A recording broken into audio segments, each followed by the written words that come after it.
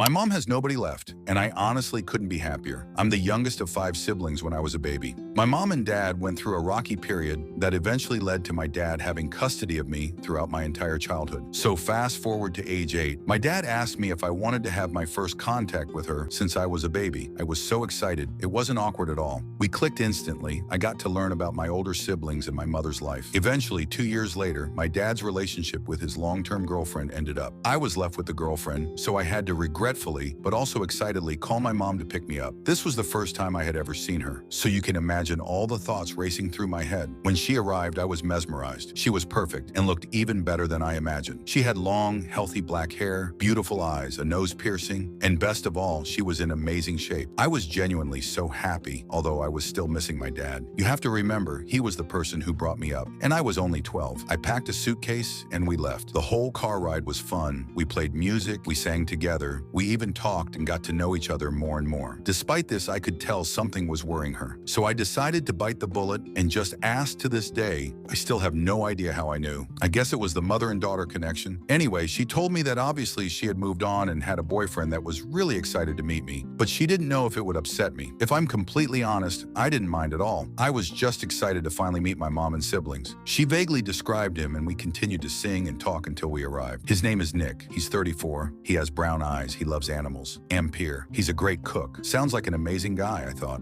A few more hours pass and my mom completely out of the blue asked me to drive. Jokingly, I said yes, but to my surprise, she actually decided to pull over. Fearful of annoying her, I ended up driving, thankfully, when I used to go camping with my dad. He used to let me drive on the roads nearby, so I had a basic understanding. So a few more hours go by and we get home. I was completely exhausted, but as soon as I saw my siblings, I forgot about it. I was so happy I spent a solid 10 minutes hugging them. Everything seemed perfect, and I felt at home almost instantly. That night, I slept in my third oldest sister's room, and I woke up to my mom's boyfriend going past the kitchen. This was extremely weird, as the only thing that was in that direction was my sister in her ensuite. I quickly dismissed it and put it down to him, either saying goodnight or using her toilet as the one downstairs may have been occupied. I'm a pretty light sleeper, so imagine my shock when I wake up again at 6 a.m. to him walking out the other way. You have to remember, I'm only 12 at this point, so I don't really put 2 and 2 together. Once again, I chalk it down to him potentially waking her up for work. Minutes later, I see her walk out of her room. She looked absolutely distraught. Tears formed in her eyes, so I quickly hid and started my morning routine. Everything was fine then, up until 6 months later,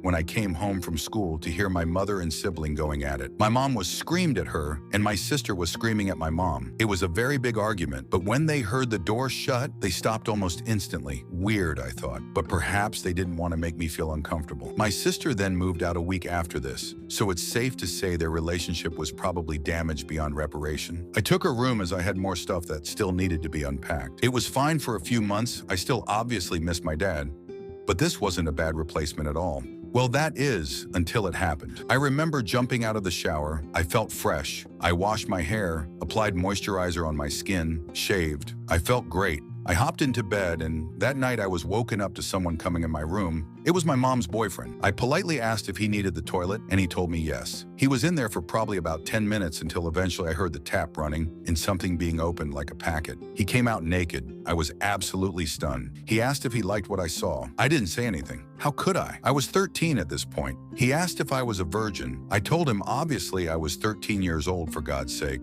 Finally, he asked if I wanted to change that I couldn't speak. I thought, WTF are these questions? I finally mustered up the courage and said not until I'm 18. Suddenly, he grabbed my hand and said I could try earlier than that. He sexually assaulted me that night. He did it every single night. One day he changed and he forced me to give him head. It hurt. He went for so long, he finished to came in my mouth. It was so gross, I spat it out instantly. He then proceeded to get mad at that and sexually assaulted me again for so long, he kept going. I wasn't even moaning at any point from day one. I was a virgin and this guy was assaulting me. It hurts so much. I'll spare you the details because it's difficult for me to write and for you to hear. This went on for months until I gave up, and I told my mom I expected her to be fuming at Nick and kick him out instead. She didn't. To my surprise, she told me to stop lying. Each day for a year, I begged and pleaded, telling her, believe me. The response I got was stop lying for attention. He wouldn't do that. I've known him longer than I've known. Thankfully, Ufi was supportive. My dad took custody of the rest of my siblings, and I stayed with my grandmother to be with my cat. My mom lost her kids. Her boyfriend is in jail. The whole family hates her. and her sad, pathetic life crumbled right in front of her eyes. I truly despise her. 4 months after losing everyone, she tried reaching out to my siblings, but not me or my oldest sister. She also attempted to speak to my dad and grandmother. No one gave her the time of the day. My mom has nobody, and I'm glad she told my grandma she wants to D13. And quite frankly, I don't care if she does. Nobody will pay for her funeral. Nobody will attend. Nobody will care for her at the hospital. I hope she rots me and my sister are okay. We communicate often, EMP. This happened roughly 6 years ago. I am okay. We both have kids and live down the road from one another.